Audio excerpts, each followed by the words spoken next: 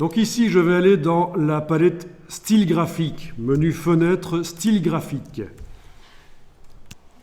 La palette style graphique sert à stocker les aspects. Donc on a un aspect particulier ici, un dégradé radial avec des couleurs particulières, un contour que j'ai mis avec une certaine épaisseur, mis à l'extérieur de l'objet. Enfin tout ça, c'est des choses qui ont pris du temps. Eh bien je peux les stocker ici dans la palette style graphique en ayant l'objet sélectionné et en cliquant sur le petit signe plus. Du coup, maintenant je vais aller créer rapidement au crayon une espèce de plante que je fais rapidement comme ça. Voilà. Et sur cette plante, je vais appliquer le style graphique. Donc l'objet plante là doit être sélectionné. Il l'est. J'applique le style graphique et voilà la plante.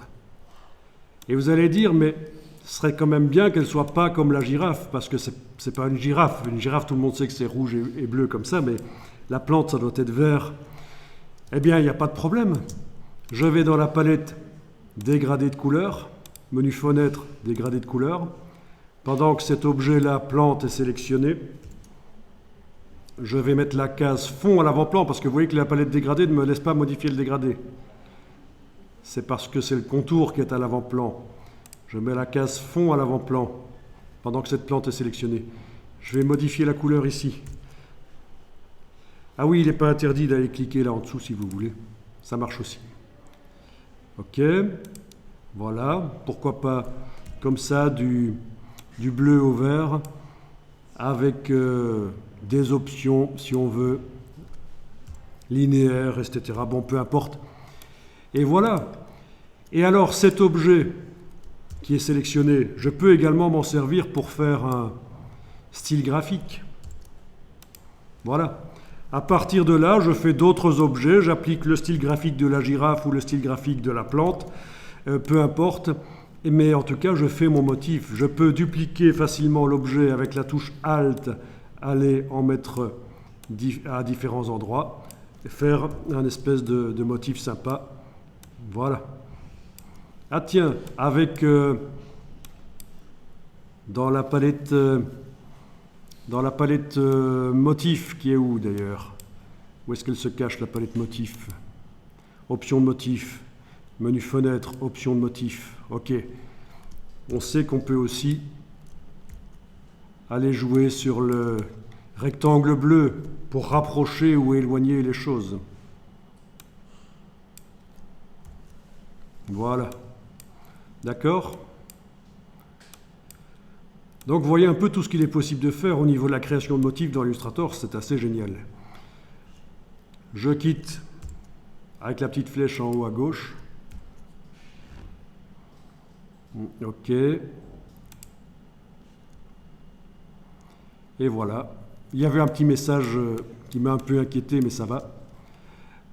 Et voilà, on a un motif vite fait, sympa. Je vous laisse tester ça. Et puis, vous retestez tout. Au départ de rien, si vous voulez, vous redessinez ce que vous voulez. Alors, si j'avais eu un peu plus de temps, je vous aurais montré qu'on peut aussi, évidemment, au départ d'une photo, avec la photo en arrière-plan dessinée par-dessus, on peut aussi aller chercher des clip art et les utiliser. Il y a énormément de choses à faire que j'aurais pu vous montrer encore, mais on va passer à quelque chose qui est plus du dessin de silhouette de main. Vous avez vu un peu la création de motifs. Vous enregistrez.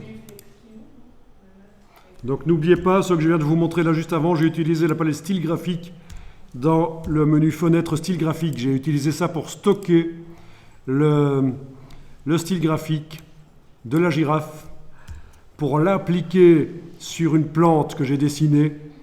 J'ai modifié les couleurs du dégradé de la plante. Au lieu de rouge et bleu, c'est devenu vert et bleu. J'ai restocké le style graphique pour d'autres plantes que je crée par la suite éventuellement.